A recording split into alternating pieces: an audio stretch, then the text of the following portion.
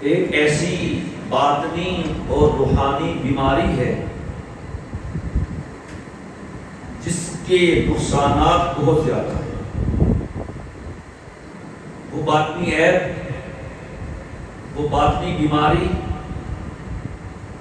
کفر کا ذریعہ بھی بنتی ہے، نافرمانی کا ذریعہ بھی بنتی ہے، انسان کے سرکش ہونے کا اور دنیا میں فتنہ و فساد کے برپا ہونے کا ذریعہ بھی بنتی ہے۔ دیکھا جائے تو دنیا میں جتنا کفر ہے اس کی بڑی وجہ وہ باطنی بیماری ہے۔ ابلیس کو، عزازیل کو، شیطان رجیم، لعین اور مردود قرار دینے والی بھی وہی بیماری ہے۔ فرعون کو ربوبیت، الوہیت اور خدائی کے دعوے پہ ابھارنے والی بھی وہی بیماری ہے۔ اگر ابو جہل، ابو لہب، عتبہ شیبہ ایمان نہیں لائے تو ان کے ایمان نہ لانے کی وجہ بھی وہی باطنی بیماری ہے۔ اگر یہ بیماری ابلیس کو مردود اور لعین اور رجیم بنا سکتی ہے، فرعون کو قیامت تک کے لیے عبرت کا نشان بنا سکتی ہے، اگر یہ میرے اندر ہے تو پھر مجھے بھی بہت کچھ بنا سکتی ہے۔ کوٹ مٹھن ایک علاقہ ہے، کوٹ مٹھن غالباً ڈیرہ غازی خان کے علاقے، وہاں ایک اللہ والے رہتے تھے۔ جب عید کے دن قریب ہوتے تو اپنی زبان میں سوال کرتے تھے، عید کہاں، عید کہاں، یعنی عید کب ہے؟ کوئی کیا کہتا، کوئی کیا کہتا، پھر کہتے یار مل سی جگہ، جب یار ملے گا تب عید ہوگی۔ پھر کوئی پوچھتا یار مل سی کداں، یار کب ملے گا؟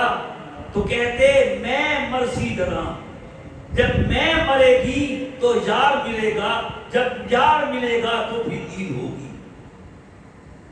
وہ بیماری تکبر کی بیماری، تکبر، دوسرے کو حقیر سمجھتے ہوئے اپنے آپ کو بڑا سمجھنا، یہ ہے دو حرفی بات ہے۔ تکبر کسی بھی معاملے میں، علم میں، دولت میں، منصب میں، حسن میں، عبادت میں، پرہیزگاری میں، ریاضت میں، تقوی میں، کسی بھی خوبی میں دوسرے کو حقیر سمجھنا اور اپنے آپ کو بڑا سمجھنا، یہ ہے تکبر۔ اور یاد رکھیے گا حدیث میں ہے لا يدخل الجنة من كان في قلبه حبة خردل من كبر، جس کے دل میں رائی کے دانے کے برابر تکبر ہوا وہ جنت میں نہیں جائے گا۔ ایک صحابی نے کہا حضرت ہم اچھے کپڑے پہن لیتے ہیں، اچھے جوتے پہنتے ہیں، اچھے گھر بناتے ہیں، تو کیا یہ بھی تکبر؟ فرمایا نہیں نہیں، یہ تکبر نہیں، تکبر یہی ہے کہ دوسرے کو گھٹیا سمجھو، اپنے آپ کو بڑا سمجھو، یہ تکبر ہے۔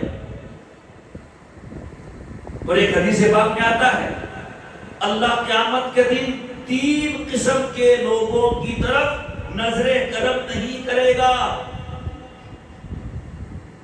جھوٹا بادشاہ، بوڑھا زناکار اور غریب متکبر۔ تکبر کا تعلق دولت سے نہیں ہے۔ بڑے بڑے دولت والے دیکھے ہیں مٹے ہوئے ہوتے ہیں، اور ایسے بھی ہیں گھر میں کھانے پینے کو کچھ نہیں، جناب تکبر میں آسمانوں تک پہنچے ہوئے ہیں۔ تو تکبر کا تعلق مال و دولت سے نہیں ہوتا، تکبر کا تعلق دل کی سوچ اور اپنے خیال سے ہوتا ہے۔ کوئی بڑے بڑے لینڈ لارڈ ہو کر بھی بڑے مٹے ہوئے ہوتے ہیں، اور کوئی کچھ نہ ہونے کے باوجود بھی معلوم نے اپنے آپ کو کیا سمجھتے ہیں۔ فرعون کے بارے میں قرآن کریم نے کیا کہا؟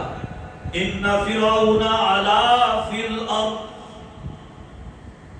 لعال فی الارض اذهبا الى فرعون انه طغى۔ جاؤ فرعون کے پاس، وہ زمین میں سر اٹھا رہا ہے، وہ تکبر کر رہا ہے۔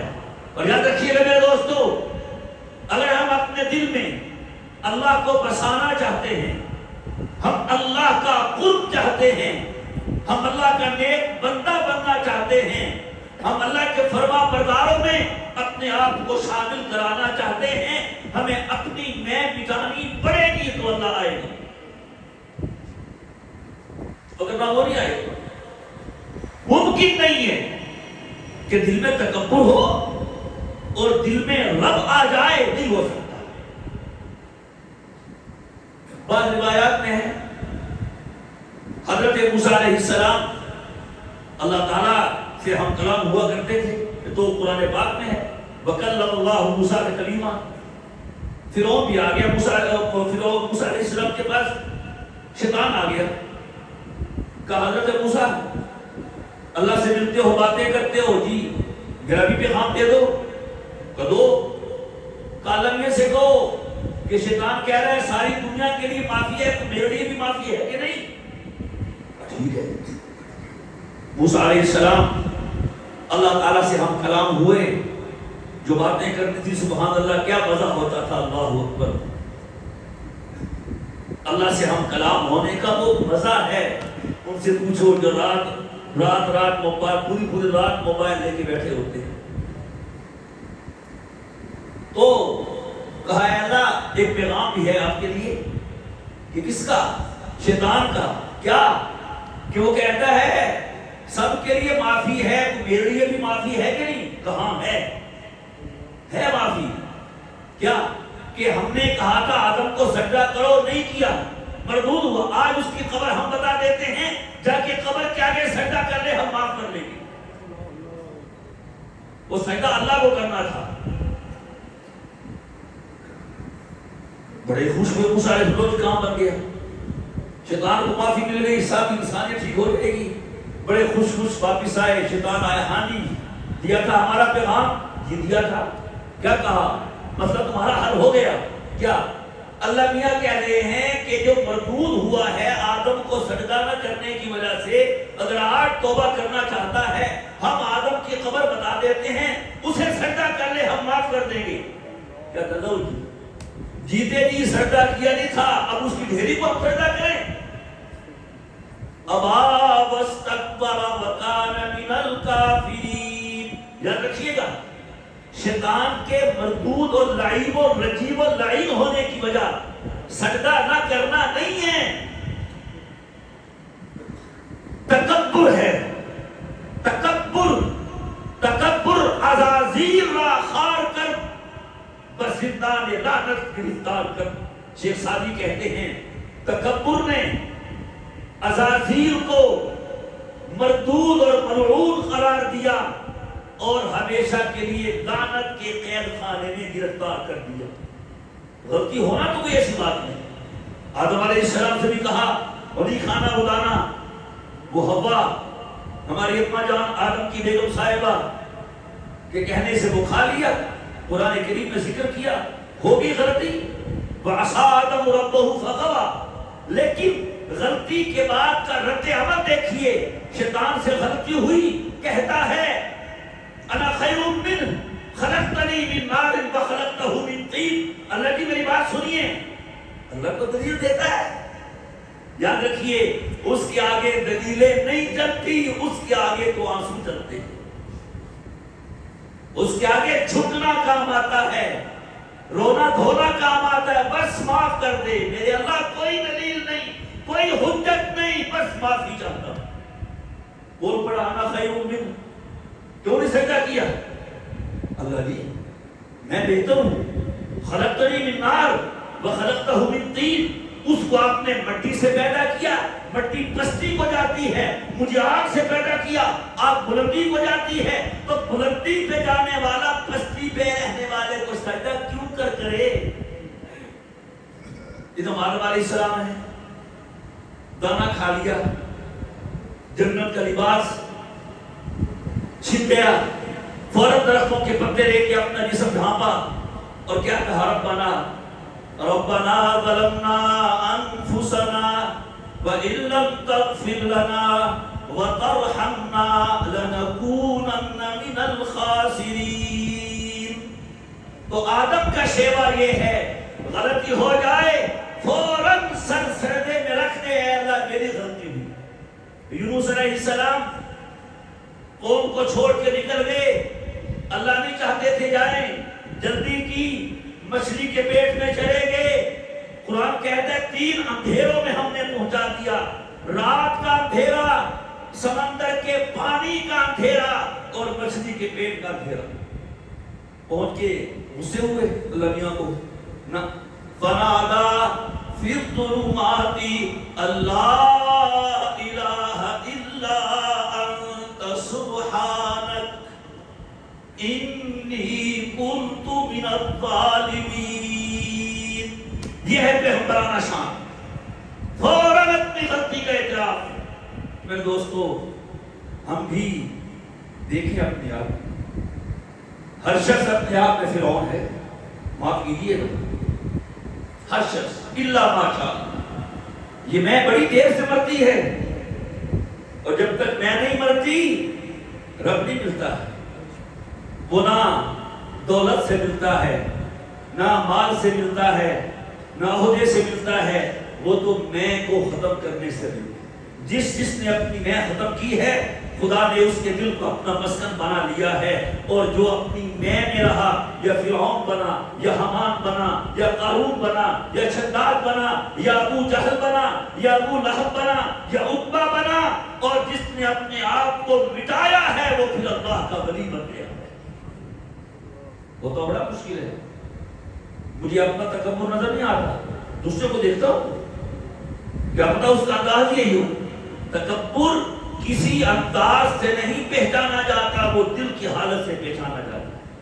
ایک آدمی بڑی گاڑی میں بیٹھا ہے، بہترین کھانے کھاتا ہے، اس کو بڑا اچھا بزنس ہے، لیکن اس کا دل جھکا ہوا ہے اور ذرا بھی اس میں تکبر نہیں، کیا اس کو متکبر کہیں گے؟ ایک جھونپڑی میں رہتا ہے، کھانے کو دال روٹی بھی نہیں ہے، سائیکل بھی نہیں ہے، لیکن اس کے دل میں تکبر بھرا ہوا ہے، تو یہ شخص متکبر ہے، وہ مالدار متکبر نہیں ہے۔ تکبر کا تعلق نہ دولت سے ہے، نہ کمال سے ہے، نہ منصب سے ہے، دل کے ایک وصف سے ہے۔ بڑے سے بڑا مالدار چاہے اپنے اندر سے تکبر ختم کر سکتا ہے، اور غریبوں سے غریب تر متکبر بن سکتا ہے۔ آخری حدیث میں ہے نا، متکبر عائل، اللہ جن لوگوں کی طرف نظر کرم نہیں کرے گا وہ غریب متکبر ہے۔ کیا غریبوں میں تکبر نہیں ہوتا؟ یہ قتل خانہ جو ہوتی ہے، ابھی 2-3 دن پہلے رحمان پورے میں 2 بندے قتل ہو گئے، ایسے ہی سلو پہ آئے ہوئے تھے، آئے سلو کرنے ہیں، ساتھ میں خنجر لے کے آئے ہوئے ہیں، اسلحہ لے کے۔ یہ کیا سلو ہے؟ بس شیطان تو ہے۔ 2 بندے، ایک پہلے موقع پہ مر گیا، ایک کا رات جو ہے وہ انتقال ہو گیا۔ تکبر ہے، تکبر ختم ہو جائے لڑائی باقی رہ سکتی ہے۔ جو گھر کے فساد ہیں، بیوی کہتی ہے میری چلنی چاہیے، میں بڑی ہوں، شوہر کہتا ہے میری چلنی چاہیے، میں شوہر ہوں، یہی لڑائی ہے نا۔ لڑائی کی بنیاد میں ہوں، میں۔ اگر کوئی کہتے ٹھیک ہے جی، ایک اللہ والے تھے نا، سبحان اللہ، کیا کہتے ہیں اللہ والوں کی، اپنے آپ کو مٹا دے، اتنے مزے میں رہیں گے کوئی غم قریب نہیں آئے۔ جتنے پریشانیاں ہیں تکبر کی وجہ سے، اور جس بندے کو پتا ہو نا کہ یہ عاجز ہے، وہ بھی اس سے گزر کرتا ہے۔ حضرت شیخ رحمہ اللہ تعالیٰ نے بڑی مثالی، بہت اعلیٰ مثال دی ہے، سبحان اللہ۔ فرماتے دیکھو بھائی، جس منڈی میں جو چیز بافر مقدار میں ہو، آپ کہاں وہ چیز لے کے جائیں، کوئی قیمت لگے گی؟ سرگودا کی غلہ منڈی بھری ہوئی ہے گندم کے گوداموں سے، آپ گندم کا ٹرک لے کے آئیں، کوئی اس کو لے گا؟ اور ٹھیک ہے روٹین میں آ جاؤ، لیکن ایک منڈی میں ایک چیز نہیں ہے، چنے کا موسم ہے، چنا نہیں مل رہا، چینی شوگر ملیں بند ہے، نہیں مل رہی، تو ایسی منڈی میں وہ چیز لاؤ جو وہاں دستیاب نہیں ہے، لوگ ہاتھوں ہاتھ لیں گے، بڑی قیمت لگے گی، بڑی عزت افزائی ہوگی۔ شیخ لکھتے ہیں اللہ کی بارگاہ میں سب کچھ ہے، عظمتیں بڑائیاں وہاں ختم ہو جاتی ہیں۔ فرمایا الکبریاء ردائی والعظمت ازاری، اس کی شان کیوں؟ تکبر، اللہ فرماتے ہیں میرے اوپر کی چادر ہے، میرے اوپر کا حصہ تکبر سے ڈھکا ہوا ہے، والعظمت ازاری، اور میرا نیچے کا حصہ عظمت و بڑائی سے ڈھکا ہوا ہے۔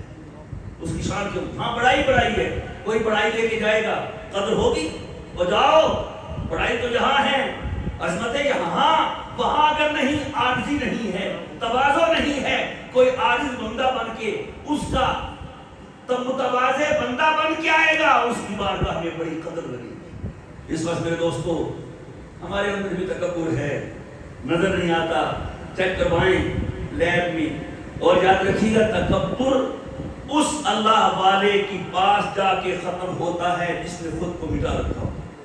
اس کا اور کوئی علاج نہیں، کوئی تھرمامیٹر نہیں، کوئی لیب نہیں، کوئی ٹیسٹ نہیں، بلڈ ٹیسٹ کروائیں، نہیں، یہ پتہ بھی اس کو لگتا ہے جس نے اپنے آپ کو مٹا رکھا ہو، وہ بتاتا ہے کیا ہے کیا نہیں۔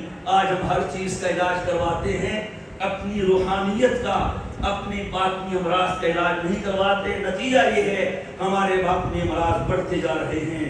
لہٰذا ہمیں چاہیے ہم اپنے تکبر کو بھی دیکھیں، زبان کا استعمال بھی دیکھیں، حسد کو بھی دیکھیں، غیبت کو بھی دیکھیں۔ اللہ تعالیٰ ہمیں ظاہری بیماریوں سے بھی بچائے اور ہمیں باطنی اور روحانی بیماریوں سے بھی بچائے۔ وآخر دعوانا ان الحمد للہ رب العالمین۔